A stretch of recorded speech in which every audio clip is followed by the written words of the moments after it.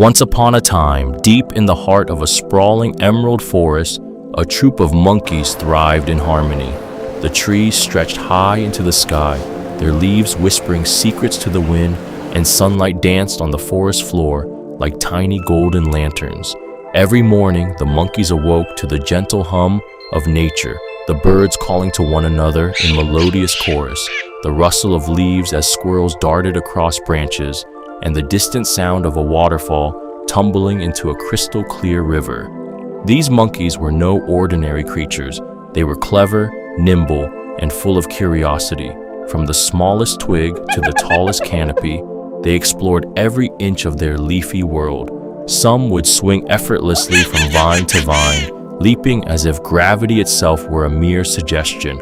Others would inspect the forest floor, searching for hidden fruits or shiny stones, treasures that the forest offered to those patient enough to seek them. But what made this troop truly special wasn't just their intelligence or agility, it was their unity. They shared everything: fruits gathered during the day, shelter under the dense foliage, and even playful tricks to entertain one another. If one monkey stumbled or became lost among the branches, others would rush to help, chattering encouragement and guiding their friend back to safety. The elder monkeys would teach the younger ones how to spot the ripest fruits, avoid snakes, and swing with grace, passing knowledge down through generations. Laughter often filled the air, mixing with the calls of exotic birds and the gentle rustling of leaves, creating a melody unique to this peaceful corner of the world. Life here was a delicate balance, a rhythm of cooperation and joy.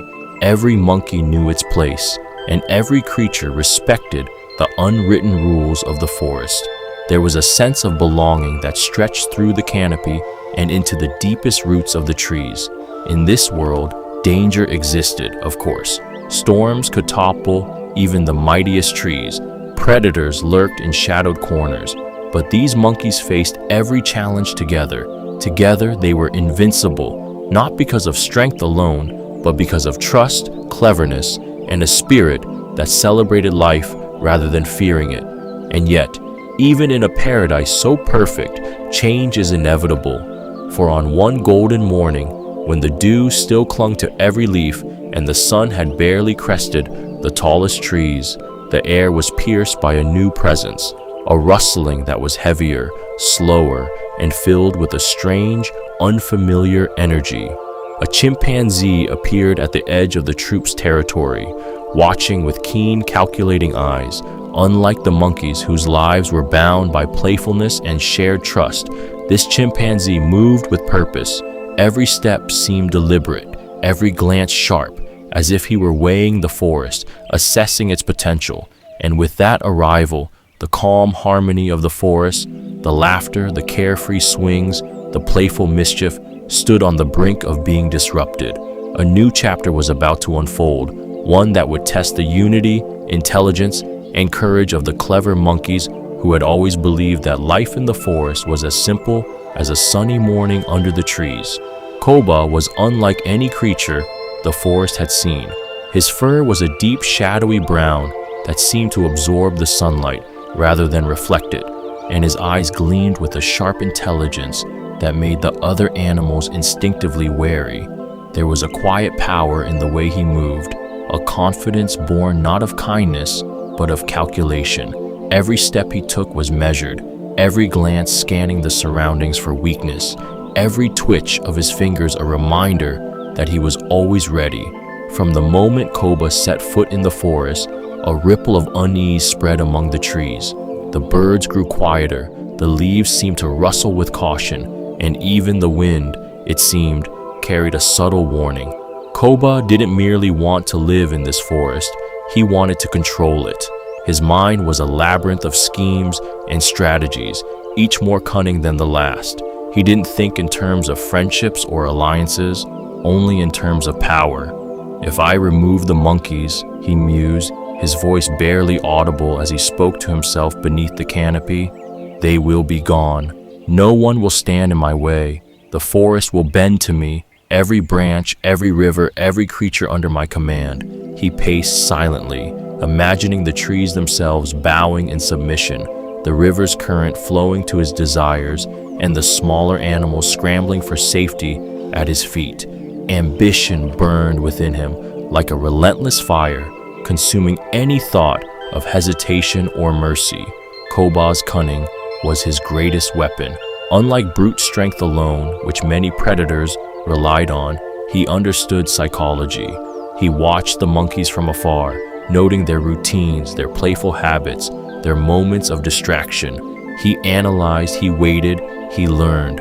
Every swing from branch to branch, every seed. Milo perched high on a sturdy branch, his eyes scanning the forest with sharp attention.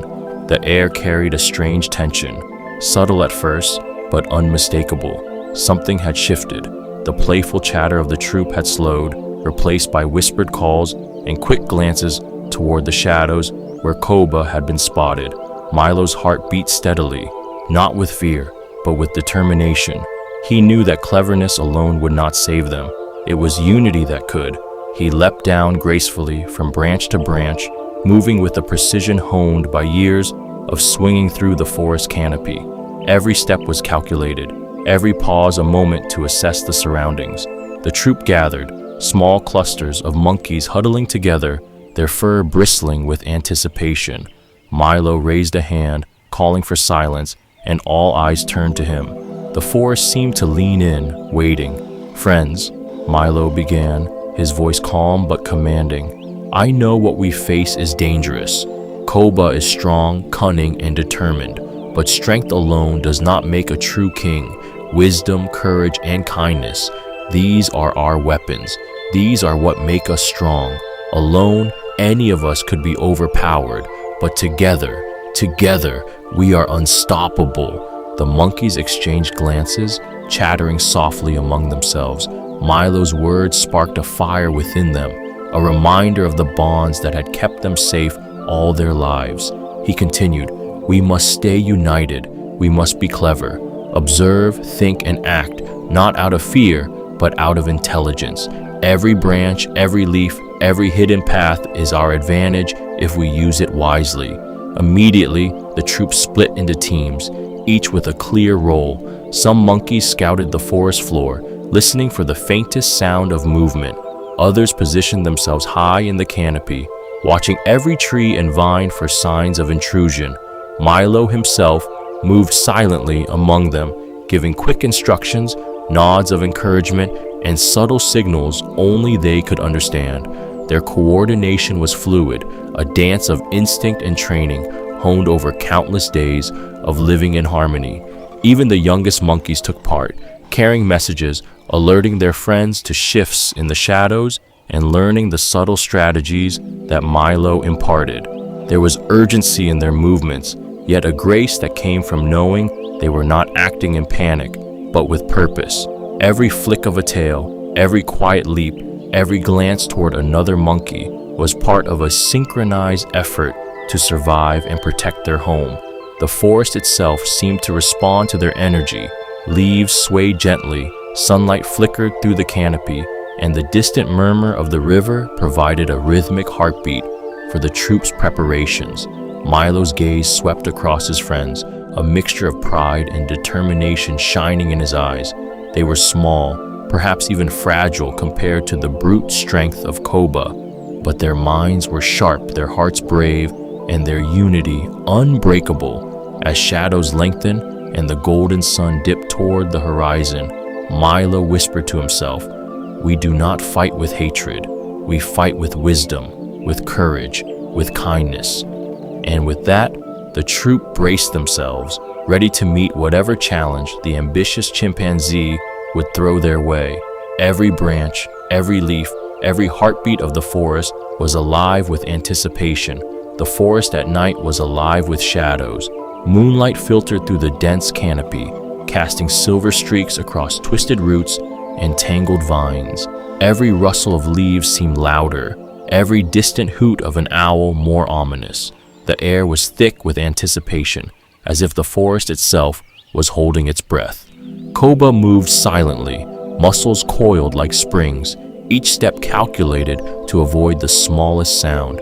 He imagined the fear he would instill, picturing the monkeys scrambling in panic, his brute strength enough to crush them in an instant. The thrill of impending dominance pulsed through him, sharp and intoxicating. For the first time in days, the forest seemed to belong entirely to him, or so he thought. But the clever monkeys had been ready. Milo's warnings had sparked more than preparation. They had forged strategy into instinct. Traps had been carefully hidden among the roots and under the thick foliage. Vines knotted to tangle, pits concealed beneath leaves, and branches rigged to swing and block paths. Escape routes had been mapped in advance, hidden paths known only to those who had trained under Milo's guidance. Every detail had been meticulously planned, every contingency accounted for. As Koba crept forward, the first trap was triggered. A vine shot out from the shadows, wrapping around his legs. He stumbled, surprised by the subtlety of the monkey's defense. A soft chatter echoed from the canopy above, warning him that he had underestimated his prey. The forest, once seeming passive under his gaze, had become an opponent, intelligent, agile, and united. Koba's eyes narrowed. Koba lay tangled in the pit, vines coiled around his strong arms and legs, the sharp edges of leaves scratching his fur. His chest heaved, his powerful frame trembling not from exertion alone, but from a dawning realization that had begun to settle in his mind. The forest, which he had imagined as a kingdom to dominate, now seemed impossibly vast and alive. Each tree, each shadow, each sound a witness to his misjudgment. For a long moment, Koba simply stared at the sky above, where moonlight filtered through the dense canopy. The brilliance of the stars seemed to mock his ambition, their serene glow contrasting with the turmoil in his heart. Every plan he had crafted, every scheme to seize control, suddenly felt hollow against the reality of his failure. Strength alone had not granted him victory. Cunning had not been enough. The monkeys, small and nimble, united and wise, had outmaneuvered him at every turn. And then the voices came, soft and calm, yet carrying the weight of truth. Milo and the other monkeys emerged from the shadows, their eyes steady and full of compassion rather than triumph. "Koba," Milo said, his voice warm and unwavering. "True leadership comes from respect and protecting the weak, not fear or cruelty." The words pierced through Koba's pride like sunlight through the canopy. He looked around at the faces of the monkeys, not scornful, not victorious, but patient and wise. In their eyes, he glimpsed something he had never valued: trust, empathy, and the quiet power of unity. The very things he had sought to destroy were the forces that had outwitted him, preserved their home, and even spared him from further harm. Koba's mind raced, the lessons he had ignored all coming together. He realized that his pursuit of domination had blinded him to the true essence of strength. It was not the crushing of opponents, nor the fear he inspired that mattered. Leadership was measured in the protection of others, in nurturing the bonds that allowed a community to thrive, in choosing wisdom over impulsive force. As he lay there, tangled and exhausted, a strange humility took root. The forest seemed to exhale around him, the night breeze rustling the leaves in a soothing rhythm. Koba understood that his journey was not over. Perhaps it had only begun. He could choose to remain consumed by ambition, or he could learn, grow, and change. The monkeys, patient and gentle, offered him a glimpse of what life could be if he embraced respect and kindness.